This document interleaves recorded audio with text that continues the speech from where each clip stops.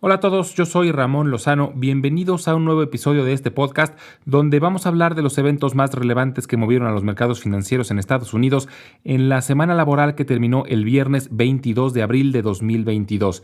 En la idea de la semana vamos a hablar sobre Constellation Brands y en la sección educativa vamos a seguir hablando de algunos indicadores del análisis técnico y en específico del volumen y de los patrones de gráficas.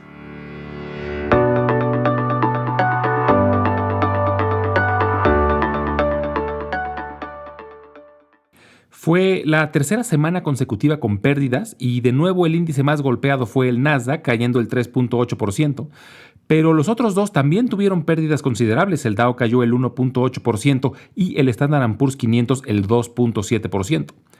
De hecho, la semana pintaba bien. Varios reportes apuntaban a una posible recuperación de los mercados, pero se desplomaron los últimos 2 días de la semana.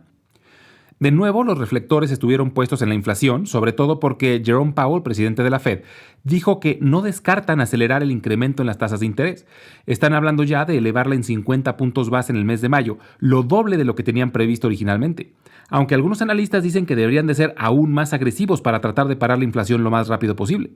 Y el problema es que sí, pasan los meses y la alta inflación no para, pero con la guerra de Rusia y las restricciones por COVID que siguen en China, no se le ve solución a corto plazo, pero lo único que puede hacer la Fed es desacelerar la economía a través de incrementos en las tasas de interés para desincentivar el crédito y bajar el nivel de consumo en general en los Estados Unidos. Pero esto sí se traduce directamente en menores ventas para muchas empresas y por eso los mercados suelen reaccionar de forma muy negativa ante estos aumentos en las tasas.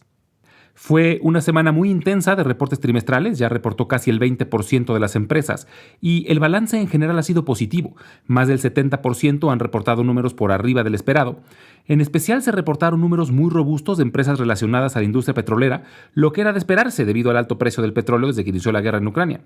Pero también sorprendieron reportes de algunas empresas de productos de consumo como Procter & Gamble, que mostraron mucha confianza en el poder de compra de los consumidores. También hubo reportes muy positivos dentro de la industria farmacéutica y financiera y sorprendentemente también en la aeronáutica. United y American Airlines confirmaron lo que la semana pasada mencionó Delta, que el nivel de demanda está a niveles récord. Tesla también reportó números récord, siendo prácticamente la única empresa automotriz que no está sufriendo con desabasto de componentes electrónicos, en parte porque fabrican un buen porcentaje de los que ellos utilizan. Del lado negativo, también tuvimos algunas sorpresas. Un reporte desastroso de la semana fue el de Netflix, que mostró una disminución en el número de suscriptores por primera vez en 10 años. Netflix, que fue pionero en la industria del video bajo demanda por Internet y que creció exponencialmente durante años, lleva 2 trimestres para el olvido. Sus acciones, que ya habían caído casi 40% después del último reporte, bajaron otro 30% adicional esta semana, a niveles no vistos desde 2017. Sobre todo porque no parece que sus directores tengan un plan para recuperar terreno. Mencionan algunas ideas, por ejemplo, están pensando sacar una suscripción más económica y que incluya comerciales, y también dijeron que van a tratar de combatir el que usuarios compartan sus contraseñas con otros usuarios, pero no se ve un plan real para retomar el ritmo de crecimiento, sobre todo porque recientemente la competencia se ha intensificado mucho y existen ya muchos servicios similares al de Netflix, como Disney Plus, Amazon Prime, Paramount Plus, HBO Max, Hulu, etc. Las próximas 2 semanas serán las más intensas en cuanto a reportes trimestrales. Al terminar abril, más del 80% de las empresas ya habrán reportado números del primer trimestre y no se espera mayor información de la Fed durante estas semanas, pero sí habrá información económica importante como el reporte del desempleo del Departamento del Trabajo. Pero vale la pena monitorear sobre todo a los gigantes de tecnología que reportan en estos próximos días, entre los que están Apple, Microsoft, Facebook, Amazon y Google, ya que el sector tecnológico ha sido el más golpeado estas últimas semanas. En los reportes podremos saber más si la caída ha sido justificada o más bien ha sido una reacción exagerada por los comentarios de la Fed. También vale la pena monitorear a empresas de productos de consumo en la industria de los alimentos y de la construcción para ver qué comentarios tienen acerca de los efectos de la inflación.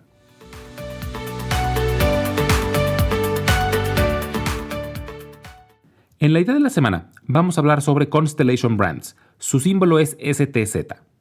Constellation Brands es una empresa que produce y comercializa vino, cerveza y otras bebidas alcohólicas. Dentro de su portafolio tiene más de 100 marcas distintas y entre las más populares están las cervezas mexicanas Corona, Modelo y Pacífico, y también tienen algunas marcas populares de vino como Robert Mondavi, Meiomi y Kim Crawford. Aunque de las cervezas mexicanas únicamente tienen los derechos para su venta y distribución dentro de los Estados Unidos. En el resto del mundo las tiene Anheuser-Busch InBev. Tiene aproximadamente 9,000 empleados y tiene operaciones en los Estados Unidos, México, Canadá, Italia y Nueva Zelanda. Recientemente reportó números del cuarto trimestre del año pasado y mostró un sólido crecimiento de cerca del 10% y anunciaron un programa agresivo de buyback de $500 millones, lo que ha sido muy bien recibido por los inversionistas. Y hay varias cosas que hacen a Constellation Brands interesante. En estos momentos donde hay mucha incertidumbre y nerviosismo sobre la economía, la cerveza suele ser un producto que se sigue consumiendo y, según Bill Newland, su director general, esto sucede aún en periodos de recesión debido a que es un producto que se podría considerar como un lujo accesible. A lo mejor no es un momento de cambiar de coche o de invertir en una casa, pero unas cervezas no suele ser algo que la gente deje de consumir debido a algún recorte en su presupuesto. Al contrario, es un producto que te suele hacer sentir bien en momentos de estrés. Constellation Brands también está desarrollando productos que están siendo muy bien recibidos, por lo menos en el mercado norteamericano, como algunas bebidas mezcladas, estilo cócteles listos para beber. Un ejemplo es su marca Austin Cocktails, que tiene mojitos y margaritas en lata. Finalmente, Constellation Brands es uno de los principales inversionistas en una empresa canadiense de cannabis llamada Canopy Growth, que la verdad es que no le ha ido nada bien, pero se especula que en el corto o mediano plazo, el gobierno federal de los Estados Unidos decida legalizar la marihuana para fines recreativos a nivel nacional. Y esto puede ser una oportunidad gigantesca para Canopy Growth y por lo tanto para Constellation Brands al ser uno de los principales socios. Y por estas razones vale la pena mantener a Constellation Brands en el radar.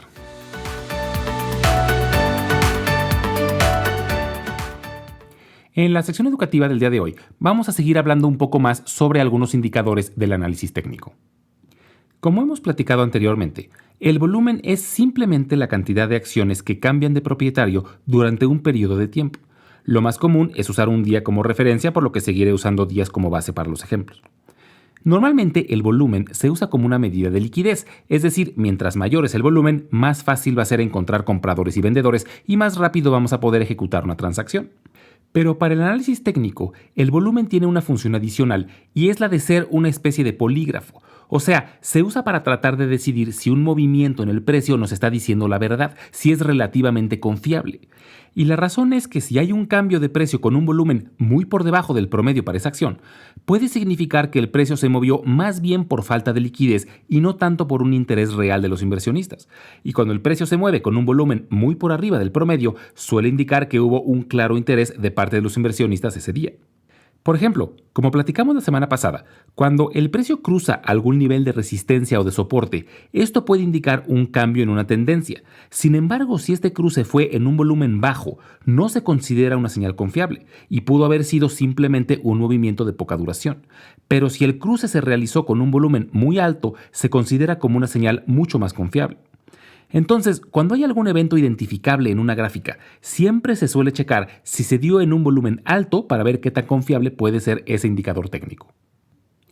Para terminar ya, por lo menos temporalmente, con el análisis técnico, quiero hablar sobre patrones de gráficas. Es muy común que las transacciones entre una tendencia al alza y una a la baja estén precedidas por ciertos patrones que se pueden reconocer en una gráfica.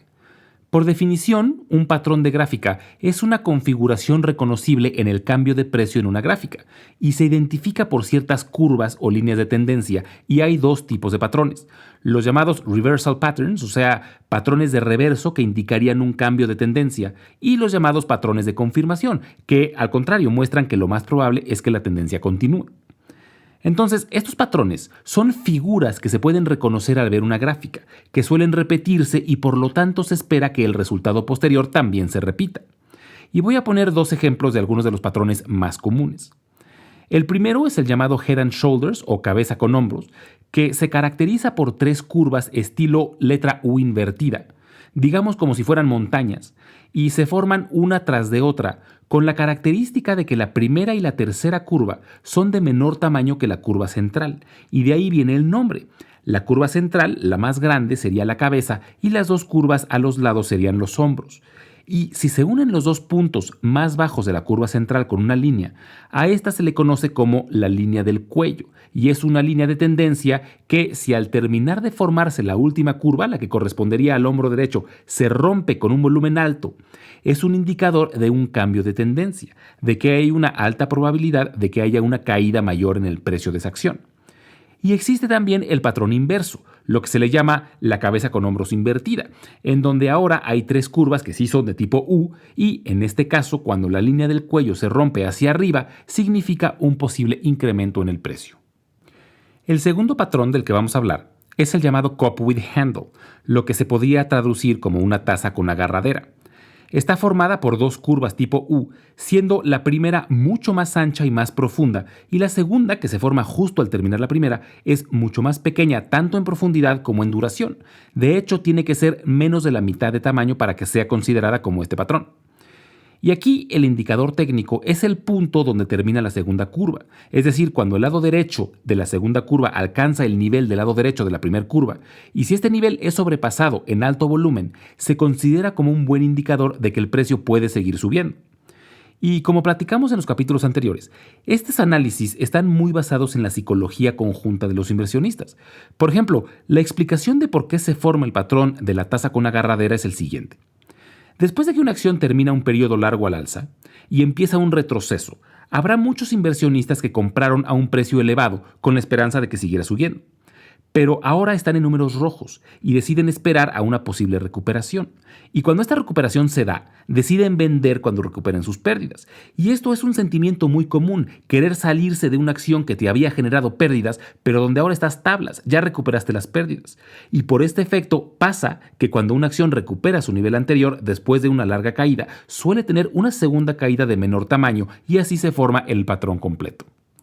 Para quien quiera entender más a detalle el análisis de gráficas, les recomiendo mucho un libro llamado How to Make Money in Stocks. El autor es William O'Neill, que además es el fundador de Investor's Business Daily, el periódico que les he recomendado anteriormente. Y este libro empieza hablando de cómo identificar empresas en las que vale la pena invertir y posteriormente habla de muchos patrones interesantes y cómo usarlos para identificar puntos de compra o venta con mejor probabilidad de éxito.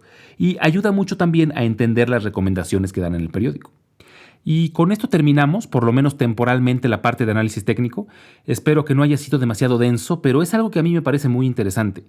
Y hay muchísimo más sobre este tema. Hay muchos otros indicadores y muchos otros patrones interesantes que probablemente toquemos en el futuro, pero espero que con esto por lo menos puedan entender de mejor manera por qué hay analistas que dan recomendaciones de compra o venta basados en este tipo de análisis. La próxima semana voy a estar de viaje y no me va a ser posible grabar el podcast, entonces nos escuchamos de nuevo dentro de 2 semanas.